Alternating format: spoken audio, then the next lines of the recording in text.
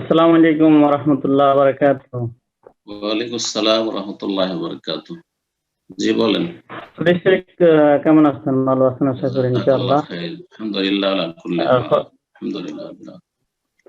শেখ একটা প্রশ্ন হলো আমাদের দেশে দেখা যায় যাদের হয়তো কোনো কারণে ফজর সালাত কাজা হইছে, তাকে ইমামতি করার জন্য দেয় না।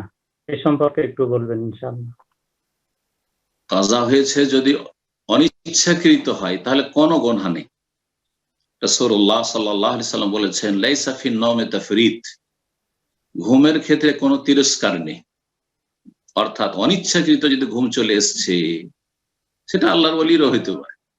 তাহাজ্জুদ গুজার লোকেরও হইতে পারে। কোনো একদিন একবারে ফজর ছুটে গেছে সূর্য উঠে। কোনো একদিন। কিন্তু হ্যাঁ, মাসে ৫ দিন ১০ দিন যখন তখন হয়ে যাচ্ছে, হ্যাঁ, তাহলে অবশ্যই সে গুনাহগার, সে ফাসিক। অবশ্যই তার অন্তরে রোগ আছে। কেন তাকে আল্লাহ তৌফিক দিচ্ছেন না? সুবহানাল্লাহ। তো দেখতে হবে যে বিষয়টা কি? যদি দেখা যায় যে কখনো মাঝে মধ্যে এরকমটা হয়ে গেল, খুব ক্লান্ত ছিল বা অসুস্থ ছিল অথবা সেই দিন কেন ঘুম চেপে গেছে, হ্যাঁ, ভালো মানুষের হইতে পারে। জি। রাসূলুল্লাহ সাহাবায়ে কেরামগণ রাসূলুল্লাহ সাল্লাল্লাহু আলাইহি ওয়াসাল্লাম একজনকে পাহারাতে লাগিয়েছেন সফরে কোনো এক জায়গায় গিয়ে অবস্থান করে রাতের শেষ দিকে একটু ২-৪ ঘন্টা আছে, চলো একটু আমরা বিশ্রাম করি আর তুমি পাহারা দাও। যে পাহারা দিয়েছিল তারও চোখ বন্ধ হয়ে গেছে। বলছে যে আমরা যখন মানে রৌদ্র আমাদের গায়ে লেগেছে তখন আমরা জেগে উঠেছি। মানে কত দেরি হয়ে গেছিল।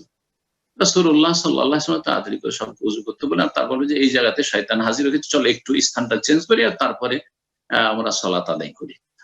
মান নামা আন সালাতিন আও নাসিয়া ফালিউসাল্লিহা ইযা যাকারহা। যেই ব্যক্তি কোন সালাতের সময় অনিচ্ছাকৃত ঘুমিয়ে থেকে গেল অথবা ভুলেই গেল আর সেই সালাতটা সারা জীবন পড়া হলো না, ভুলেই গেছে যে আজকে জোহর পড়ি, মনেও হলো না।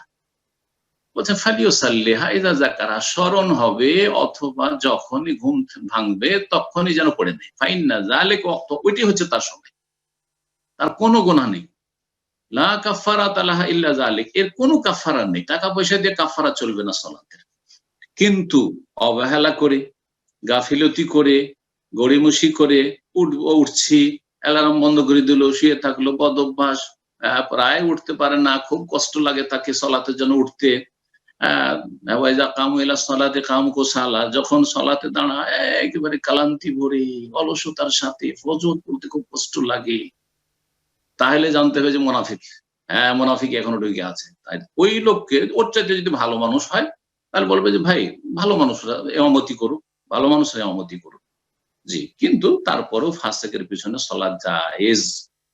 কাফেরের পিছনে সলাৎ জায়েজ না। কেউ যদি তারেকে সলাতই পড়ে না, ও ৪ ওয়াক্ত পড়ে, ফজর পড়ে না, তো বলবো যে হ্যাঁ, ওর ইমামতি জায়েজ নাই। যেমন মাজারিকেও সিজদাকারী হলে তার পিছনে সলাৎ পড়া জায়েজ নয়, ঠিক তেমনই বেনামাজি ৪ ওয়াক্ত পড়ে, ফজর পড়ে না, অমুক টাইমে পড়ে না, সূর্য ডুবিয়ে দেয়, আসর পড়ে না, তাহলে তার পিছনে সলাৎ পড়া জায়েজ নাই।